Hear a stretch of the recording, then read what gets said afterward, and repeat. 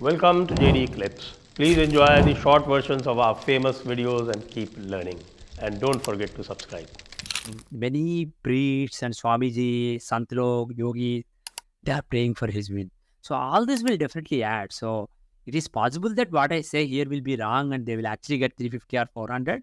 But purely based on his charts, what I see astrologically is the level of success will not be more than 2019 success. It will be between 2014 and 2019. And it may be closer to 2014 level than to 2019 level.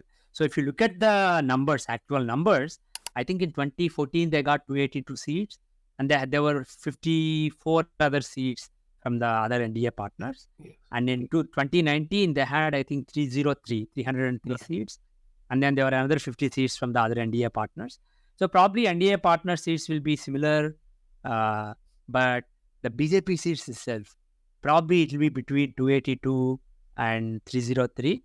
I suspect it will be between 280 and purely astrologically, without other factors considered. Between 280 and 290 is what I expect, just based on astrology and the charts of Narendra Modi ji and Amit Shah ji mainly, and secondarily the BJP chart. In general, the party charts, I don't rely on them that much because they're not very reliable. When the party started, when the party basically took its first breath, it's very difficult to define. So people have some charts that go around, but they're not reliable. But I can rely on the charts of Rahul Gandhi, Narendra Modi ji, and Amit Shah ji. So based on those charts, my expectation is something along the lines of 280, 290. But I hope I'm wrong and it is 350, 400 range, or even more than 400. And that's in my opinion, as a sportsman and as an observer of things, I always say that you do not enter a war by telling that I will cut the head of my enemy or I will win the match by one innings or whatever. You go and play and you ensure your win. So I'm very heartened, and I'm also sure that all the viewers are happy to know that, astrologically speaking, Prime Minister Modi's party and NDA are coming back to power, which is good. The margin is a different matter. That can be affected, as you said, because of karma, dharma, puja, and everything else, right? Yeah. So this is probably Prime Minister knew about this part. That's why he has done those penances. That's why he has done those pujas and maintained those observations. So the man is a karma yogi that I know. I've called him a karma yogi way back in 2014 election. Now, Actually, I want to interrupt you and say one thing there. Yeah. Based on the chart of Sri Narendra Modi ji, he's a very, very, very spiritually evolved soul. I'm very confident based on his chart that he has a high level of detachment in what he does, high level of vairagya. Right. You use the word karma yogi, that is indeed what the horoscope reflects. He's a very high caliber karma yogi who will do his best when it comes to serving others and serving the country. But at any moment when the inner voice tells him, this is it, now move on, he can just cut it off, pass the baton to somebody else, just go and just focus his mind on God and sadhana. So he's basically, see, if you look at sannyasis who are heading various marts, some sannyasis may not have that level of detachment. They may be yearning for success, recognition, and they're not basically taking off in a big way. So in Kali Yuga, even being a sannyasi or being a swami is not easy. Many people, there are outward detachment that you can put a show off, but inward there can be a lot of attachments. And this man, based on the chart, he has very, very high level of detachment, and he was put in this place, put in this position, because this is India's time to rise. So you use the right word. He's genuinely a karma yogi. Thank you very much, because this is what I called him. The reason why I said in 2014 in the New York television show, when people asked me that, why do you suspect he will win? I said, because he's a karma yogi. I had said it then. Second thing that I will say here is that I think, in my opinion, since we are all estimating the margin of victory, I think through his karma and through his birth chart and everything else, he will get 350 for sure from my point of view. How much more or up and down it happens is a different function altogether.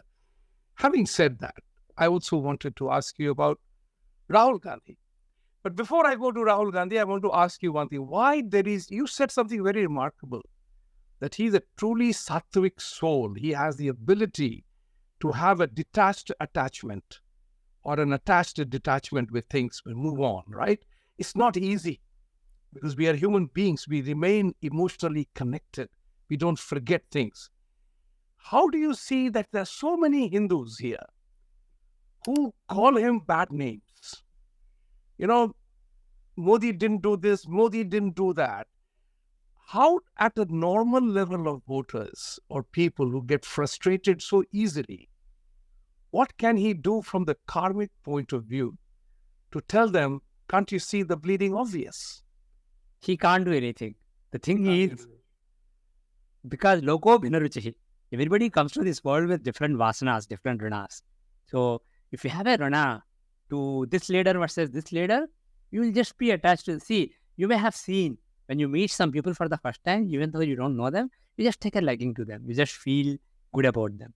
When you meet certain people, you just don't like them. Even if there's no tangible or objective reason to not like them, you just don't like them. So this is because of the Purva Janma connections, ranas, etc. So if a person has done harm to you in the last life or benefited you in the last life, you tend to be nice to them or you tend to be bad to them, mean to them in this life, even if there's no clear reason. So in other words, the connections and ranas from the previous life are ingrained in your brain, in your mind, in your chitta as those subconscious or supraconscious vasanas. So you're not aware of it at a logical level, but they just impact how you look at things. So for that reason, people like Rahul Gandhi, Arvind Kejriwal, all these people, Mamata Banerjee, they will have their own supporters who have runa to them. So that is one aspect of it. Second aspect is, if you take great kings and great leaders of the past, they were detractors even for them. Forget about leaders. Look at gods. Look at Sri Krishna. People called him Mayavi when he was alive. Though Arjuna, Dharmaraja, etc. knew that he was God, and Bhishma, who was fighting on the other side, he knew that Krishna was Narayana himself. There were so many people who believed that he is just a trickster. They called him Mayavi and they basically even dared to fight against him. So when gods, whether Rama and Krishna, are not beyond people's skepticism, suspicion and hatred, what about a human being? However great he may be. So the thing is, he can't really do anything to change their minds. And let's also look at one thing, talking about the margin. I know that people want a huge margin so that you can make huge changes in India. But the thing is, you look at the current times that we are living in. Since 2020, we had COVID. And after COVID, the whole supply chain disruptions in the world. The world is readjusting.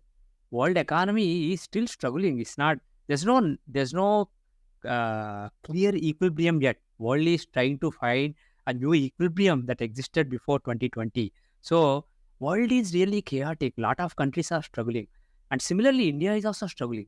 Irrespective of what you may see in the mainstream media or social media, there are a lot of people whose lives are not really that great, who are in spite of. See, it takes a lot of effort and many years to bring a civilization up after it was suppressed systematically for a millennium. I'm not just talking about the Britishers. I'm talking about from 900 AD or so. It is not really easy to fix everything in a day. It takes a long time. And even though he's putting the best effort in, for some people, it may not be enough to change their life. So there will be people who are upset with the way their lives are going. So that is one thing. And then there is propaganda.